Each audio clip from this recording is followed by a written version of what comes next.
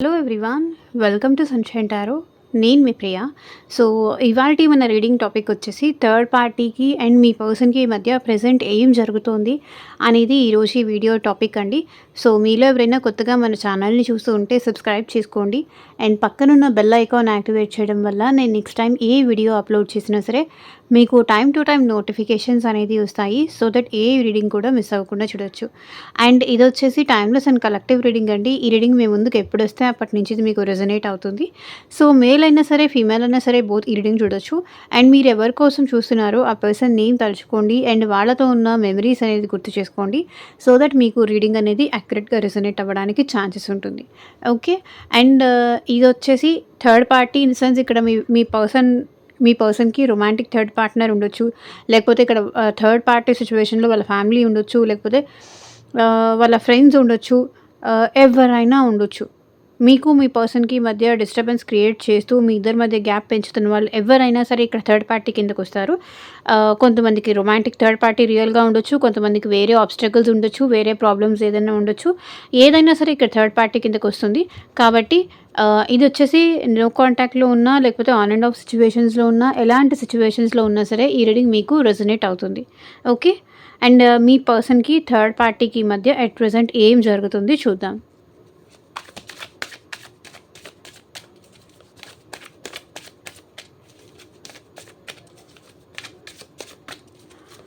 So cards shuffle చేసేటప్పుడు మీ person name తలుచుకోండి. ఒకవేళ థర్డ్ పార్టీ ఎవరైనా ఉంటే థర్డ్ పార్టీ నేమ్ తెలిస్తే థర్డ్ పార్టీ నేమ్ తలుచుకోండి అండ్ మీ పర్సన్తో ఉన్న మెమరీస్ గుర్తు చేసుకోండి.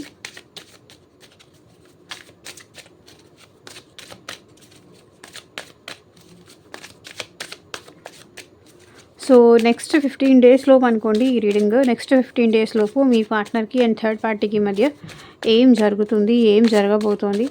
మేబీ ఇది ఎక్స్ట్రా మ్యారిటల్ రిలేషన్షిప్ అయి ఉండొచ్చు, లేకపోతే మీ పర్సన్ మిమ్మల్ని చీట్ చేసి వేరే వాళ్ళ దగ్గరికి వెళ్ళి ఉండొచ్చు. ఇక్కడ సిచ్యువేషన్ ఏదైనా అవ్వచ్చు. థర్డ్ పార్టీకి అండ్ మీ పర్సన్కి మధ్య ప్రజెంట్ సిచ్యువేషన్ ఎలా ఉంది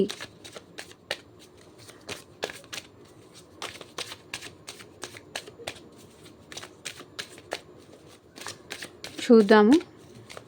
యూనివర్స్కి, ఏంజల్స్కి గ్రాటిట్యూడ్ చెప్తూ ఉండండి.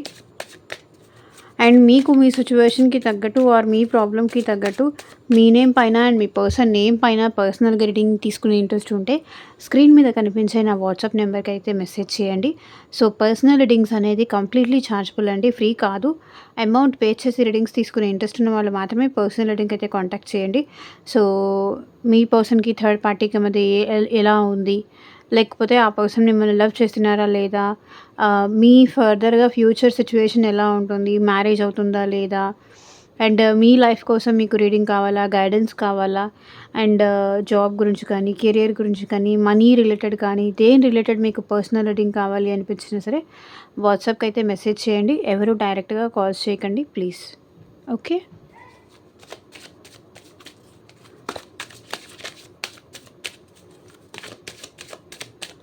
థర్డ్ పార్టీకి మీ పర్సన్కి మధ్య ప్రజెంట్ ఏం జరుగుతుంది.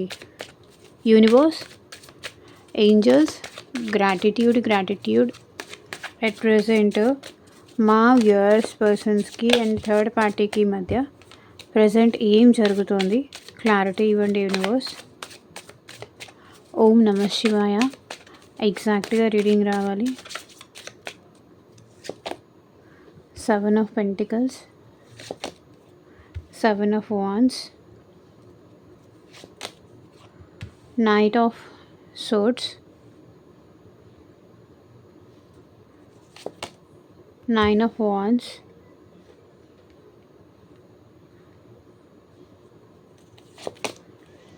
Death,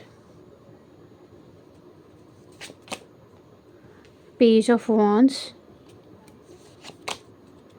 Queen of Swords, 6 of Pentacles,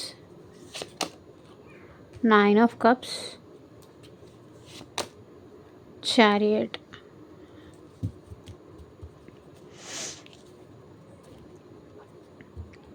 bottom of the deck energy వచ్చేసి page of cups. Wait second.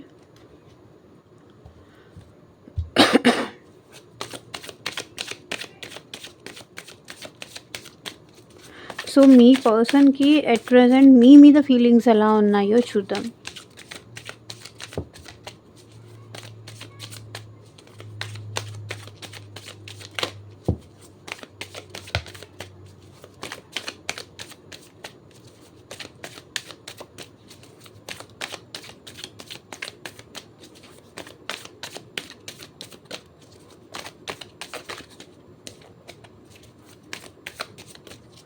Universe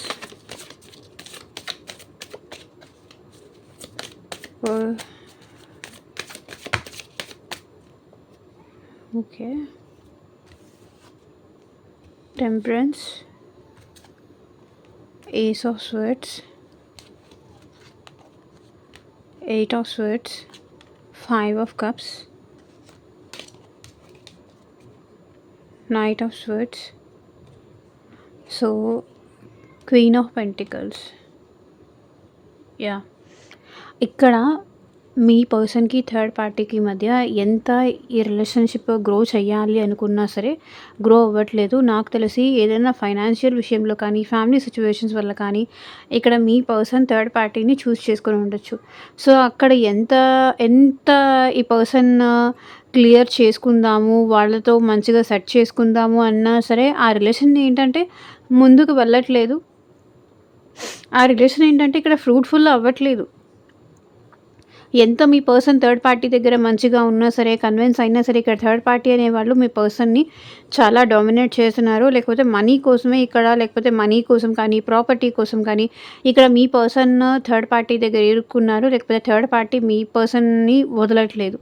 ఎంత ఈ పర్సన్ చూస్తున్నా, ఎంత ఈ పర్సన్ అంటే పట్టించుకోనట్టు బిహేవ్ చేస్తున్నా, ఎంత మీ పర్సన్ రెక్లెస్‌గా, కేర్‌లెస్‌గా చూసి చూడనట్టు ఊరుకుంటున్నా సరే, ఈ థర్డ్ పార్టీ అనేవాళ్ళు మీ పర్సన్‌ని ఇక్కడ లీవ్ చేయట్లేదు.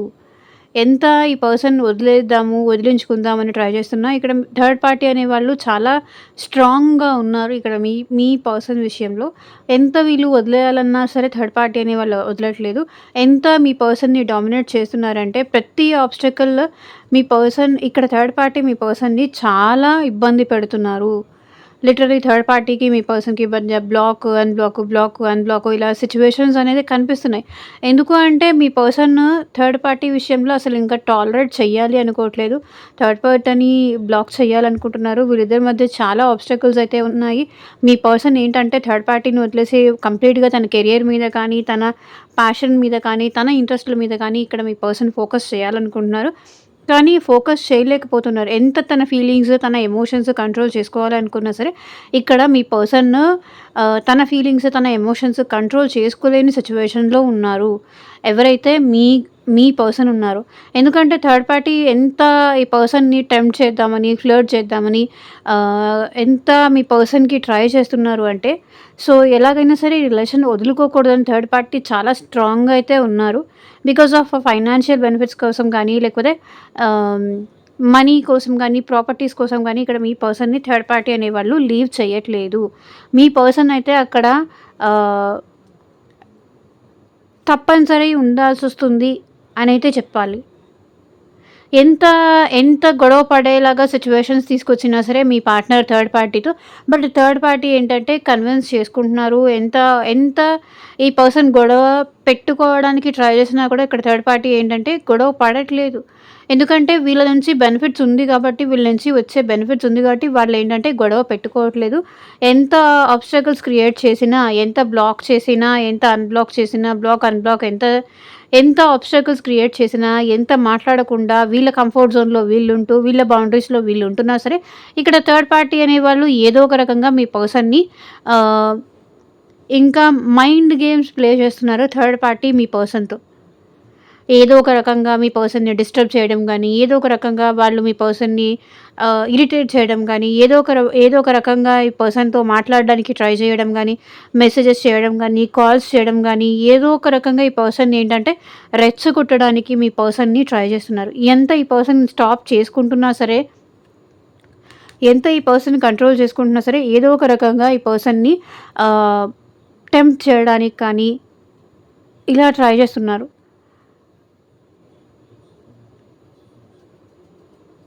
సో, ఎక్కడ దొరుకుతారా అన్న టైప్‌లో ఈ పర్సన్ చూస్తున్నారు థర్డ్ పార్టీ అనేవాళ్ళు.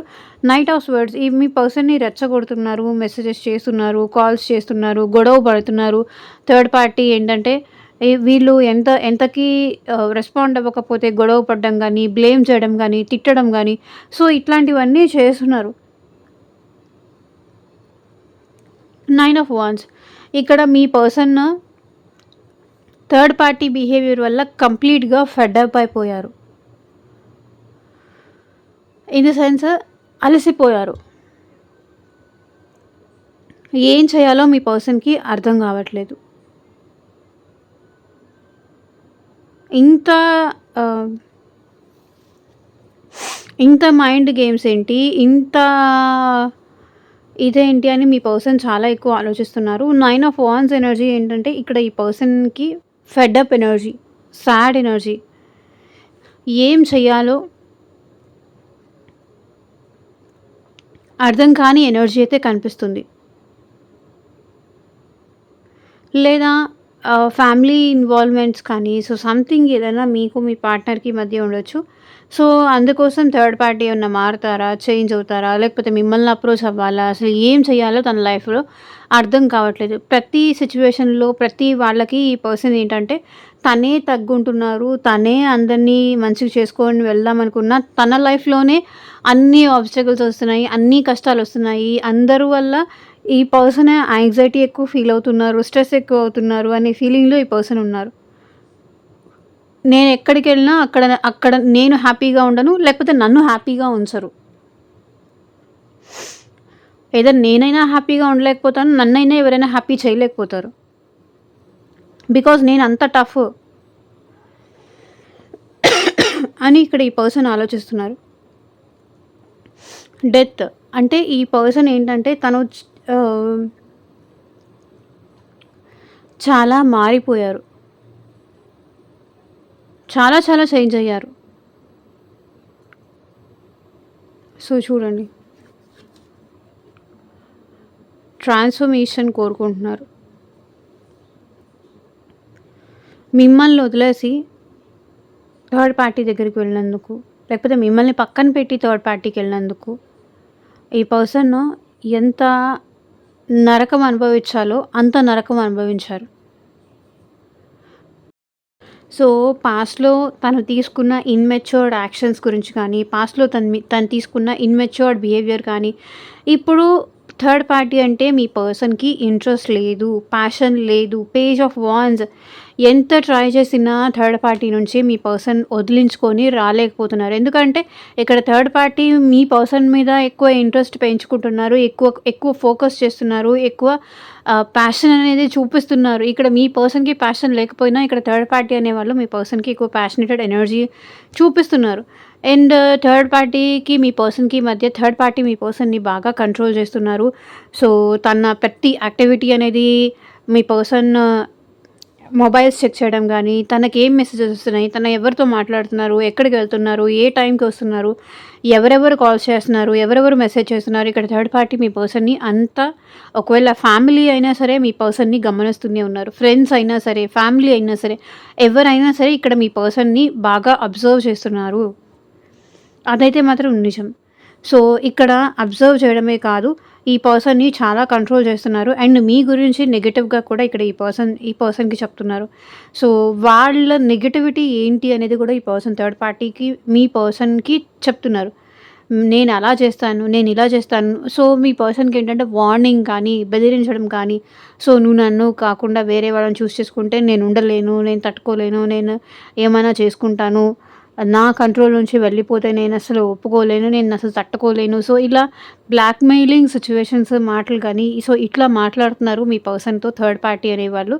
సో, ఒక్కసారి వెళ్ళిపోయావంటే నేను మళ్ళీ నీ లైఫ్‌లోకి నేను రాను. నేను హ్యాపీగా ఉండను. లేకపోతే ఎవరిని హ్యాపీగా ఉంచను.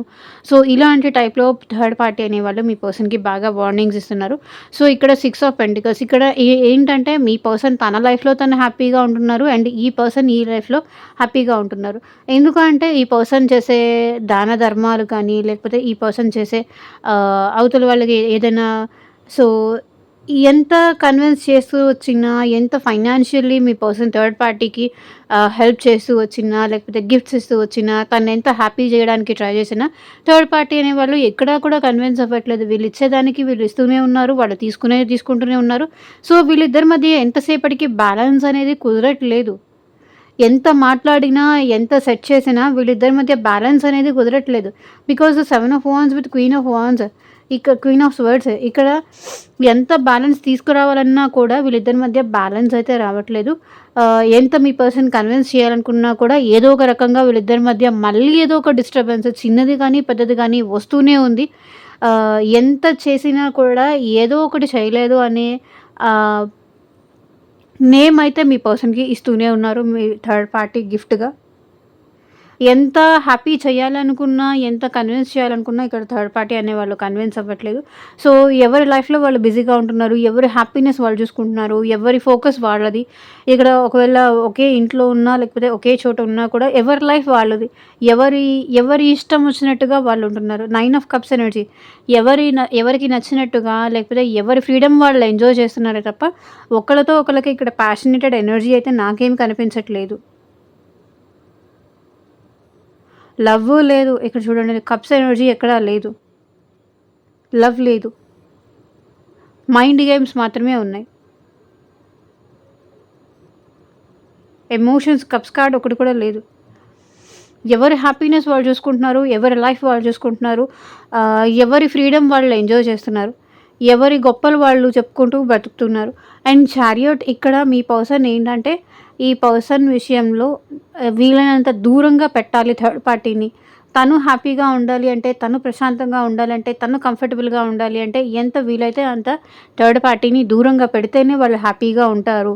సో, నాకు తెలిసి ఇక్కడ థర్డ్ పార్టీ వీళ్ళు లాంగ్ డిస్టెన్స్ రిలేషన్‌షిప్‌లో ఉండొచ్చు. లేకపోతే మీ పర్సన్ వా థర్డ్ పార్టీకి, మీ పర్సన్‌కి మధ్య డిస్టెన్స్ పెంచాలి అనుకుంటున్నారు. అండ్ తను హ్యాపీగా ఉండాలి అంటే డిస్టెన్స్ వీళ్ళిద్దరి మధ్య పెంచాలి. లేకపోతే కుదరదు అనైతే మీ పర్సన్ ఆలోచిస్తున్నారు. అండ్ మీ పర్సన్ ఇంకా కమ్ టు యూ మీ విషయంలో ఎలా ఫీల్ అవుతున్నారు అంటే, సో, మీ వల్ల ఈ పర్సన్ చాలా గ్రో అయ్యారు. మీ వల్లే ఈ పర్సన్ చాలా కామ్‌గా, చాలా పీస్‌ఫుల్‌గా మేబీ మీ ఇద్దరు ఒకే వర్క్ ప్లేస్ దగ్గర కూడా జాబ్ చేస్తూ ఉండొచ్చు. లేదు అంటే ఈ రిలేషన్‌లో మీతో ఈ పర్సన్ ఏంటంటే మాట్లాడాలి అనుకుంటున్నారు. మీ దగ్గరికి రావాలనుకుంటున్నారు. మిమ్మల్ని చూడాలి అనుకుంటున్నారు. అండ్ మీ విషయంలో ఈ పర్సన్ యాక్షన్ తీసుకోవాలనుకుంటున్నారు. మేబీ మీ పర్సన్ మీకు మెసేజ్ చేసే సిట్యుయేషన్స్ కూడా కనిపిస్తున్నాయి. అండ్ మీ గురించి ఏంటంటే ఈ పర్సన్ కలవాలి అనుకుంటున్నారు. పేజ్ ఆఫ్ పెంటికల్స్ జరిగిందంతా మీకు చెప్పాలి. సో, ఎందుకు తను ఇలా చేయాల్సొచ్చింది ఇదంతా మీ పర్సన్ మీకు చెప్పాలనుకుంటున్నారు. అండ్ ఈ రిలేషన్‌లో మీతో ఒక స్టెబిలిటీ కానీ, ఒక ఫౌండేషన్ కానీ ఈ పర్సన్ కావాలనుకుంటున్నారు. సో, మిమ్మల్ని అప్రిషియేట్ చేయాలనుకుంటున్నారు. బికాజ్ వీళ్ళు బ్యాడ్ కాబట్టి మిమ్మల్ని అప్రిషియేట్ చేయాలనుకుంటున్నారు. వీళ్ళ బిహేవియర్ కరెక్ట్‌గా లేదు కాబట్టి మిమ్మల్ని అప్రిషియేట్ చేయాలనుకుంటున్నారు ఈ పర్సన్. మిమ్మల్ని అప్రిషియేట్ చేయాలి. మీ దగ్గరికి రావాలి. మిమ్మల్ని చూడాలి, కలవాలి. సో, తను మీ గురించి చాలా ఎక్కువ ఆలోచిస్తున్నారు. మిమ్మల్ని ఈ మధ్య కాలంలో చాలా మిస్ అవుతున్నారు. మిమ్మల్ని గానీ, మీ ప్రేమని కానీ మిస్ చేసుకున్నందుకు ఈ పర్సన్ అట్ ప్రెజెంట్ సిట్యుయేషన్‌లో చాలా సాడ్‌గా ఉన్నారు. అండ్ డిప్రెషన్‌గా ఉన్నారు.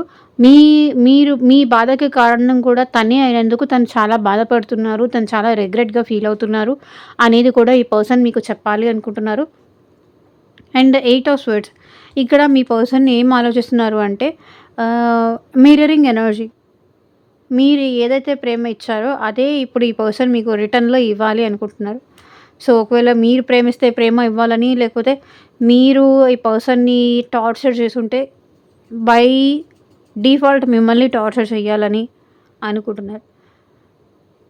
మీ దగ్గర ఉన్నప్పుడు ఈ పర్సన్‌కి మీ వాల్యూ అనేది అర్థం కాలేదు. ఎప్పుడైతే మీరు దూరం అయిపోయారో అప్పుడు మీ పర్సన్‌కి మీ వాల్యూ అనేది అర్థమైంది. కానీ ఇక్కడ మీ పర్సన్ మీ గురించి ఏం ఆలోచిస్తున్నారు అంటే, సో, సమ్‌హౌ ఇక్కడ వేరే వాళ్ళ సిట్యుయేషన్‌లో ఈ పర్సన్ ఏదో బైండ్ అయిపోయారు. సో, అక్కడి నుంచి బయటికి రావడం కష్టం. ఈవెన్ ఇది ఫ్యామిలీ అయినా సరే, లేకపోతే వేరే ఏదన్నా సరే, మేబీ ఇది ఎక్స్‌ట్రా మ్యారిటల్ రిలేషన్‌షిప్ అయినా సరే, సో, సమ్‌హౌ ఇక్కడ వాళ్ళు మీ దగ్గరికి వస్తూ వెళ్తూ ఉండొచ్చు. కానీ కంప్లీట్‌గా ఇక్కడ మీకైతే ఎలాంటిది ఇది చేయలేరు. ఎలాంటి కమిట్మెంట్ అనేది ఇవ్వలేరు అని ఈ పర్సన్ ఆలోచిస్తున్నారు. ఏస్ ఆఫ్ స్వర్డ్స్ ఇక్కడ ఈ పర్సన్ ఏంటంటే చాలా ఎక్కువ మీ గురించి ఏం ఆలోచిస్తున్నారు అంటే, మీరు చెప్పింది కరెక్ట్. సో, క్లారిటీ వస్తుంది. మీ విషయంలో ఈ పర్సన్‌కి క్లారిటీ వస్తుంది. వాళ్ళేం చేశారు? మీరేం చెప్పారు? మీరెలాంటి వాళ్ళు?